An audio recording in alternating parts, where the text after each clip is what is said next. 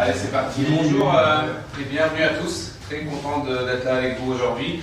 Moi, je m'appelle donc Émile Novakov. Je suis un des deux cofondateurs et CEO de Skyflex, une entreprise française. Et on va vous présenter aujourd'hui le cas client avec Costa Coffee. Et je donne la parole à Jean-François qui va se présenter et puis démarrer. Bonjour à tous, Jean-François Leca, je suis CXO, donc je suis Experience Officer, je m'occupe de toute la partie expérience client par définition, du moment où vous faites un peu l'avant-vente avec un solution engineer jusqu'à ce qu'on vous livre. Je vous suis tout à votre journée de Aujourd'hui, on va vous parler de Costa Coffee. Je ne sais pas si vous connaissez cette marque. C'est le plus gros distributeur de café en Angleterre, mais c'est aussi une marque internationale avec plus de 30 pays représentés qui appartient à Coca-Cola.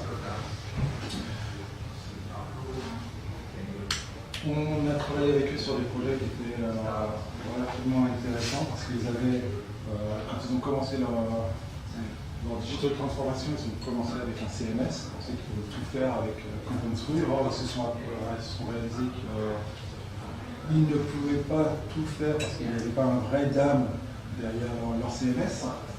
Donc, l'une des problématiques, c'était les limites qu'ils avaient. La deuxième, c'est que les assets se dupliquaient parce que derrière, comme vous avez des limites, ils ont des ShareDrive, des box, je pense c'est des milliards, donc ils voulaient essayer de recentraliser le tout. Ils avaient des problèmes de gouvernance parce que justement, ce n'était pas uniquement le marketing qui gérait, et ça prendra encore plus d'importance un peu plus tard, parce que derrière, ils ont des problèmes de régionalisation, donc avoir trop de personnes qui commencent à prendre des assets, échanger et ne pas savoir où ils étaient. Donc ils avaient besoin de organiser tout ça.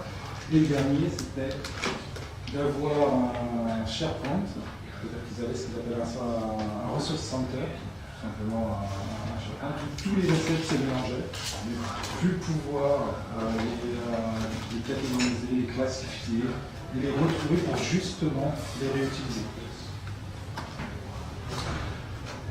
Donc, quand ils sont venus nous voir, quand ils ont fait leur AVP, on a répondu parmi d'autres, et ce qui les a vraiment intéressés, c'est qu'on pouvait faire de la régionalisation avec Notre-Dame. Deux, qu'on pouvait aussi personnaliser par rapport à des outils multi-tenant, c'est-à-dire qu'on avait plusieurs environnements qui pouvaient s'ouvrir par rapport à leurs besoins. On avait le contrôle des droits, c'est-à-dire qu'on redonnait la puissance à l'équipe marketing, et du moins aux équipes dédiées qui avaient les responsabilités pour pouvoir gérer leurs assets.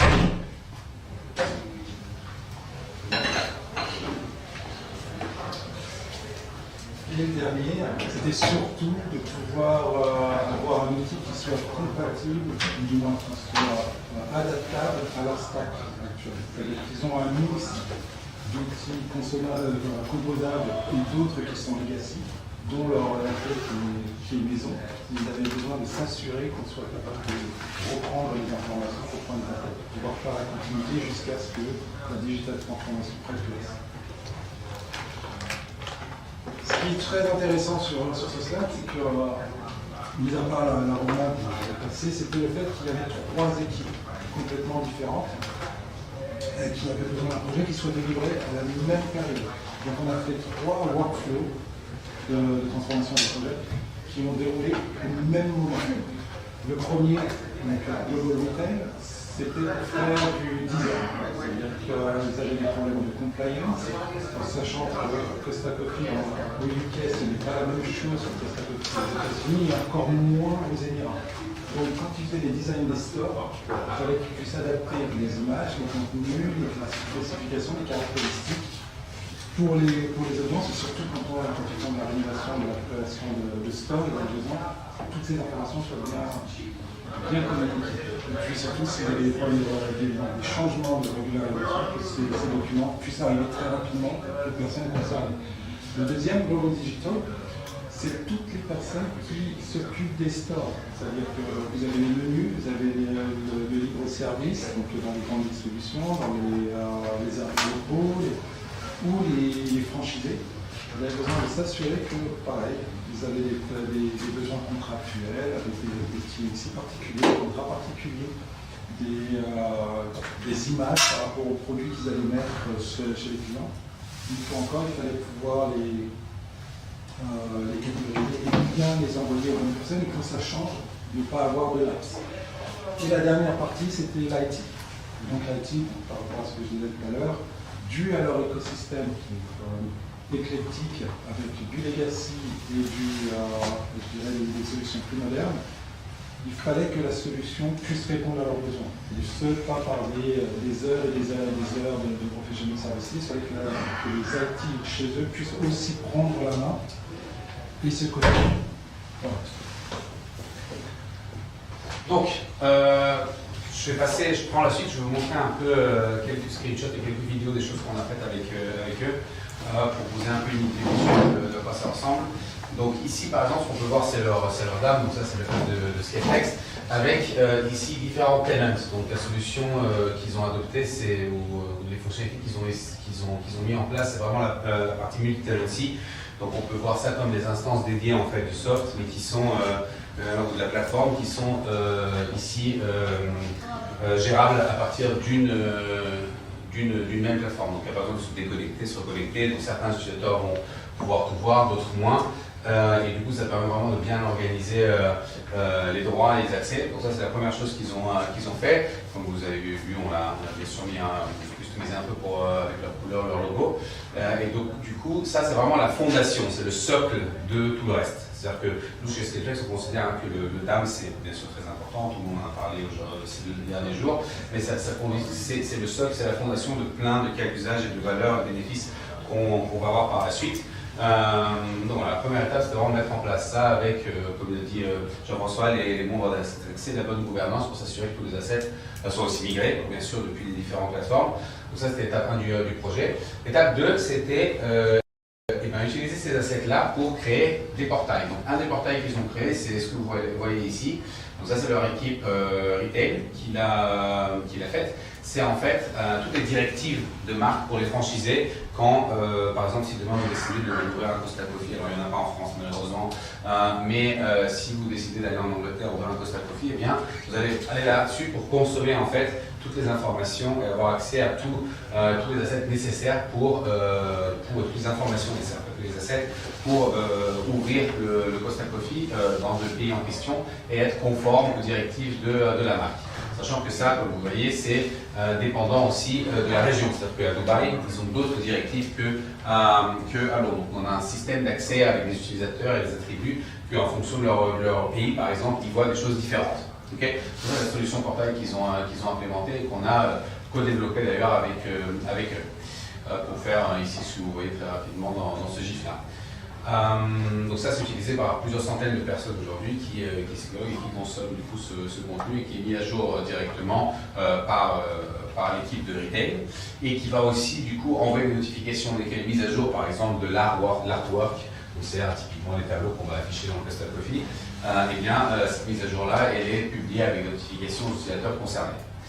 La deuxième chose qu'on a fait, c'est la localisation de bannières marketing. Donc là, sur le site de Costa Coffee, vous avez ici ces bannières-là. Donc vous voyez, vous en avez 3 différentes. Ils en créent tous les 3 jours, ils en font des différentes. Donc ici, dans le DAM, on va pouvoir, en fait, via l'éditeur de ce qu'on appelle de template, le template éditeur, créer en fait ce template-là directement dans le DAM. Et du coup, relier ça, comme on va le voir, à des variables.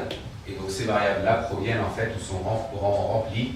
On va le voir tout de suite là. Donc on a aussi bien sûr un système de police custom qu'on peut ici vraiment gérer de manière flexible. Et là on va relier par exemple le body, donc c'était le texte qu'il y avait, à une métadonnée de l'image qu'il y a derrière.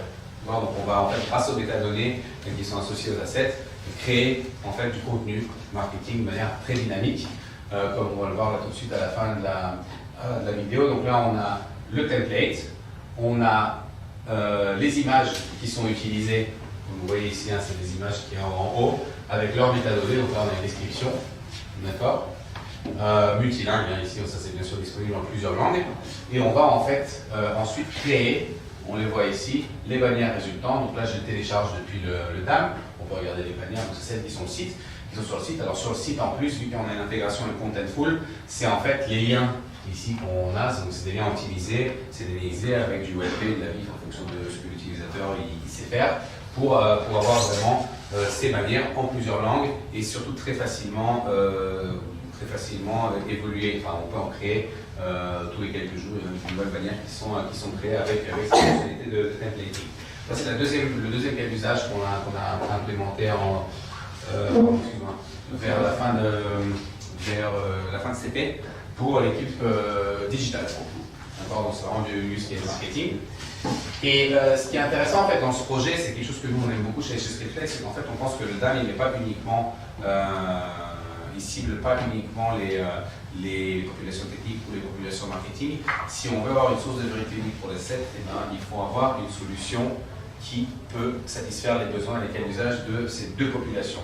Donc on a d'un côté l'IT qui a fait par exemple l'intégration avec Contentful pour accéder aux assets du DAM de manière optimisée avec tous les resize qui vont bien, faire des responsives, donc toute cette partie de diffusion que chez Scriptlex on sait très bien faire depuis plusieurs années parce qu'on a commencé avec ça.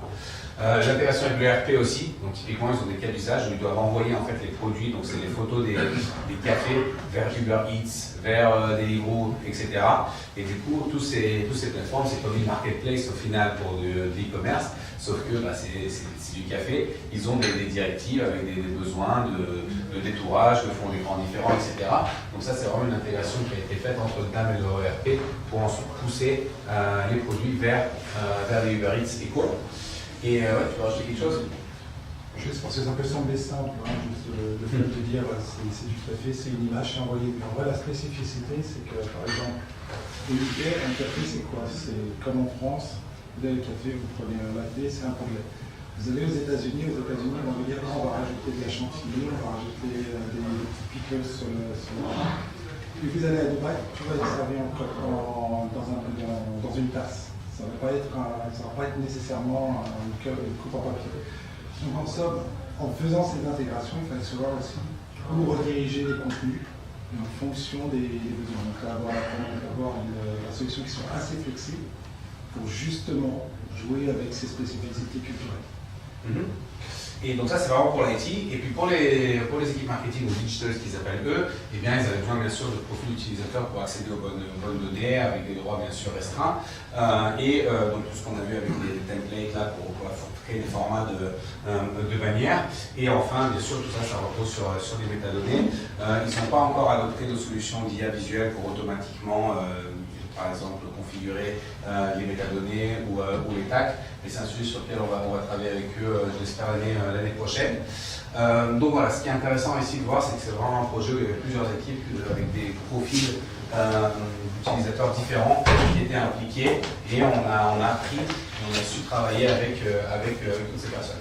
Voilà, donc ici on a un testimonial de Julio qui était le procurement manager, donc ils ont vraiment réussi à localiser et à déployer dans 18 différents pays une seule solution, et c'est quelque chose qui était, je crois, une des premières fois où ils faisaient vraiment un projet comme ça international. Donc, les bénéfices que Statofi a retirés de ce projet ou continue à en retirer, c'est vraiment une réduction du time to market, c'est-à-dire que quand il y a une nouvelle promotion qui doit être mise en place, un nouveau produit qui doit être lancé, et bien grâce à tout ce que vous avez pu voir, c'est beaucoup plus rapide pour déjà atteindre les équipes marketing locales grâce au portail, mais aussi pour générer en fait ce contenu en masse grâce au templating. Premièrement. Deuxième chose, c'est que, comme disait Jean-François, chaque pays a ses propres spécificités, aussi d'un point de vue UX. Donc c'est quelque chose qu'ils ont beaucoup apprécié de pouvoir faire avec nous. Et enfin, ils ont aussi, bien sûr, des considérations de conformité, de compliance. Quand, par exemple, une campagne marketing est terminée, ben, il faut que tous les assets soient retirés. Donc on a des workflows d'invalidation qui permettent à une date donnée, par exemple, de faire en sorte que l'asset ne soit plus disponible via les liens qui sont embarqués sur le site, par exemple, comme on a pu le voir avec les bannières. Donc tout ça, gagne, c'est du gain en temps, donc 50% de gain de temps sur le partage. Tout ce qui est back and forth, envoyer des mails sur le chat, etc. Ça a été diminué par 2, ils ont fait le calcul. À peu près 1000 utilisateurs qui sont onboardés sur la plateforme. 5 teraoctets quand même de données, donc quand même un volume conséquent. Et 18 sites web, donc un site par pays, qui sont du coup maintenant alimentés grâce à cette intégration entre le DAM et Contentful chez eux. C'est bien sûr, comme disait Nick tout à l'heure, ça ne compte pas aussi toutes les marketplaces avec lesquelles ils travaillent. Parce que quand vous prenez les Glovo, les Uber, les Deliveroo, ils vendent aussi leur café via Amazon. Donc il y a tout un tas de workflows qui a été mis en place pour continuer d'utiliser le process pour que ça puisse alimenter directement ces marketplaces en fonction des campagnes qu'ils ont décidé. Donc ils ont la main complète sur ce type d'action. Voilà, et du coup pour terminer, donc chez Scaleflex, on a parlé pas mal de dames aujourd'hui, mais on est éditeur d'une plateforme qui s'appelle la Visual Experience Platform, c'est quelque chose qu'on a lancé il y a 1 mois, pour essayer un petit peu de se différencier dans un marché du dames qui est assez, comme vous voyez, rempli, mais surtout pour offrir plus de valeur et améliorer en fait, que ce soit la perf, que ce soit l'efficacité, donc la productivité et la cohérence de marque, avec du coup 4 modules, donc le DAM, l'IA visuel, les portails et l'optimisation de médias pour toute la partie diffusion.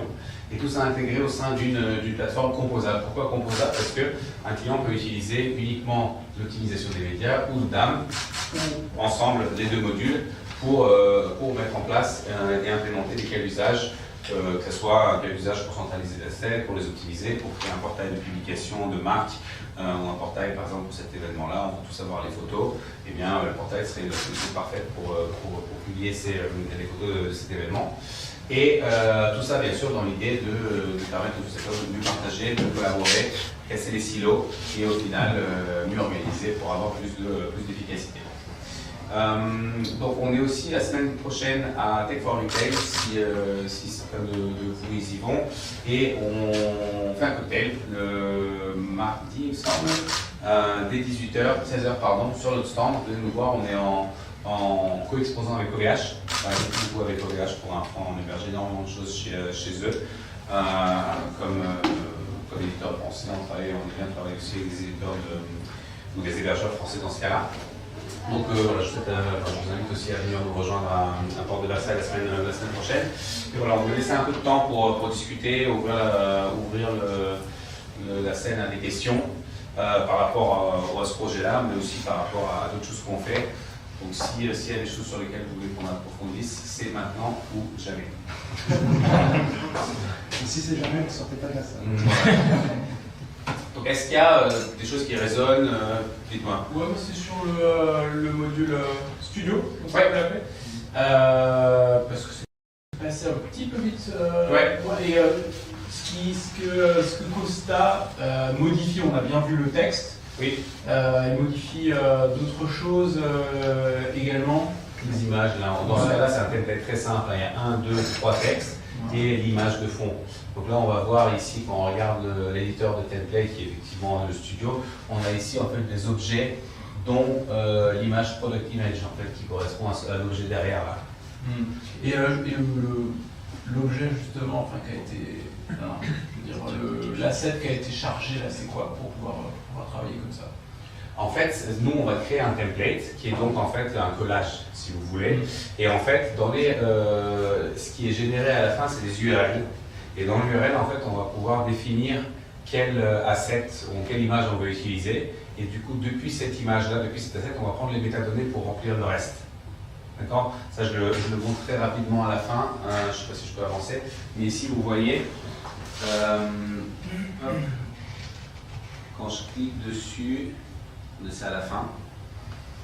Oui, c'est les métadonnées qui sont héritées du...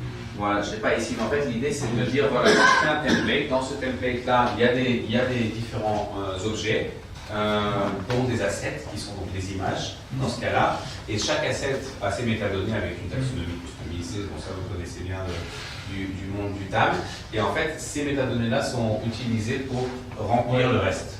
Okay. Voilà. Mais moi je parlais le fichier ouais. là. C'est quoi? C'est un assemblage à partir des différentes URL? En fait, c'est un fichier XML dans lequel il y a en fait toutes les règles où se trouve quel objet. C'est un peu comme c'est un template en fait qui. L'image, elle est constituée à partir de fichiers appelés.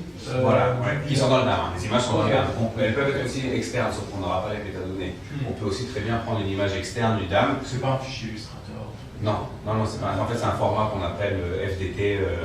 Nous, c'est un format interne et dans lequel, quand vous l'ouvrez, vous voyez en haut à gauche il y a le texte, en bas à droite il y a l'image. Et cette image-là, elle provient effectivement du DAM, on peut la modifier via l'URL en haut. Je pourrais vous montrer après au stand si vous voulez comment ça fonctionne d'un point de vue un peu plus technique. Et puis donc l'intéresser bien sûr de localiser ensuite, hein, c'est d'avoir la même chose, rentrer en différents temps. Je ne vais pas montrer ça dans la vidéo, mais ça va de soi, ça fonctionne pareil. C'est là en fait à la fin, regardez, hop, je vais créer je vais ouvrir l'URL et dans l'URL, en fait, vous cliquez ici sur le lien, vous voyez ici vous avez en fait l'image qui est utilisée, c'est le lien de l'image qui est en haut. Voilà. Très bien. Est-ce qu'il y a d'autres choses qui vous ont semblé intéressantes ou des questions? J'imagine que tout c'est intéressant, mais est-ce qu'il y a des questions par rapport à certaines choses?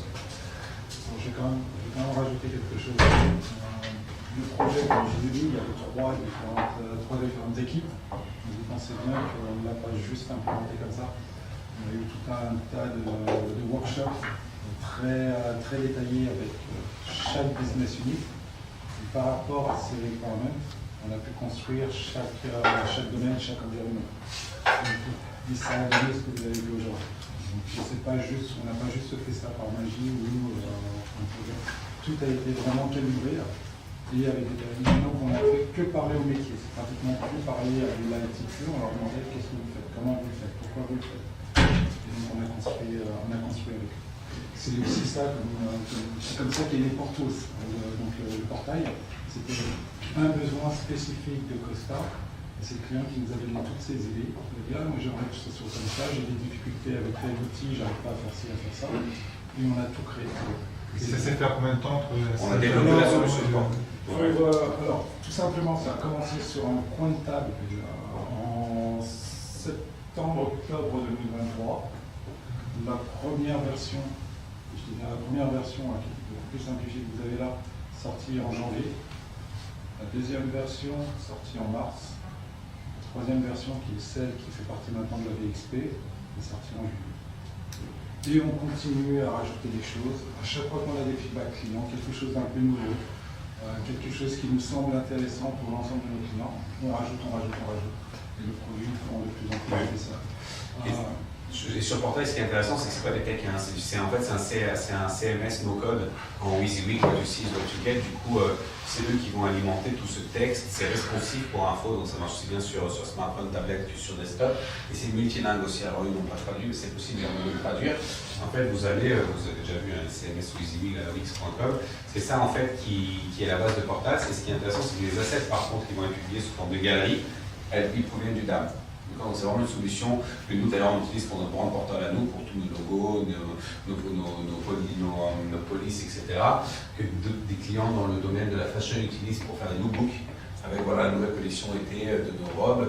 Et elles sont là avec tous les assets qui vont bien pour les distributeurs, pour les partenaires, les agences marketing qui vont ensuite pouvoir faire du marketing avec ces produits-là. Donc c'est vraiment une solution portail comme certains bien sûr en proposent aussi ici, sauf que c'est vraiment intégré avec le DAM, avec l'IA et avec l'optimisation de médias.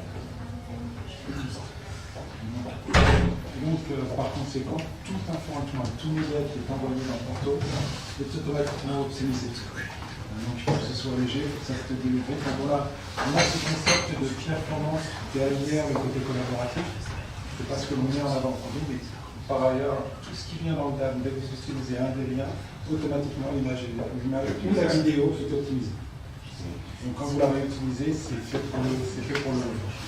Et c'est obligatoire puisqu'il y a plus d'éditeurs à Dubaï par exemple chez eux, alors que c'est hébergé en France. Donc forcément, il faut quand même qu'on l'utilise pour que ça fonctionne rapidement, c'est quand même des comptes plus lourds. Donc ça, c'est une des spécificités, des expertises qu'on a. Voilà, je crois qu'on a une question. Alors, vous avez parlé de la condition intelligence. Oui. C'est à propos des assets, la transformation, la génération des assets ou tout le texte pour les métadonnées? Deux choses. En fait, nous on utilise l'IA pour enrichir les assets, donc que ce soit les métadonnées ou les métadonnées, ou les tags. Donc on est capable aussi d'entraîner des modèles pour des clients custom pour typiquement reconnaître certaines choses et catégoriser automatiquement, classifier les assets. On bosse beaucoup avec des clients dans l'immobilier chez nous qui vont par exemple besoin de classifier, dire est-ce qu'une photo c'est une salle de bain, une chambre, une terrasse, dehors, à l'intérieur, une maison, un appart. Donc on est capable d'enrichir ce genre d'informations avec de l'IA, numéro 1. Numéro 2, c'est la partie vraiment recherche contextuelle. Donc en fait, vous allez faire une free search. Montre-moi toutes les photos de Mbappé habillé avec le maillot de l'équipe de France blanc. Et donc ça, même si c'est pas dans les métadonnées ou les tags, l'IA est capable de détecter. Je pourrais le montrer après si vous passez au stand. Et on a fait d'ailleurs le test tout à l'heure avec un des consultants d'âme allemand. Il m'a dit upload une photo de Thomas Müller, son joueur de foot préféré. J'ai trouvé une photo, j'ai changé le nom pour pas qu'il y ait bien sûr écrit Thomas Müller dans le nom. Je l'ai uploadé dans le DAM et ensuite j'ai cherché avec l'IA. Il était capable de trouver la photo de personnage via une recherche textuelle. Donc ça c'est le deuxième cas d'usage, c'est vraiment la recherche par IA. Pareil pour tout ce qui est images similaires. Donc, si par exemple vous avez une image qui est prise là et une autre qui est prise là, c'est des images qui sont similaires. L'IA va permettre en fait de grouper ces images pour optimiser le stockage et garder qu'une image par exemple. Donc ça c'est le deuxième cas d'usage. Et le troisième cas d'usage c'est tout ce qui est GenAI. C'est pour donc, soit générer une description automatique d'une image. Donc si par exemple vous avez besoin de générer le texte alternatif pour une image, ça peut se faire avec de l'IA en plusieurs langues. Et pour du SEO notamment, et aussi pour générer du coup des dérivés, ce qu'on appelle des dérivés d'images. Donc c'est tout ce qui est background removal, background replacement, image enhancement, etc. Donc c'est qu'on va toucher en fait l'image. Ça c'est la troisième chose qu'on fait avec de l'IA, c'est GenAI. Donc enrichissement, recherche et ce qui inclut aussi la similarité et Gen. Et tout ça c'est intégré encore une fois dans cette fameuse VXP, et donc la plateforme qu'on a lancée le mois dernier. Voilà, on est au bout du temps, donc merci pour votre attention. Et à très bientôt.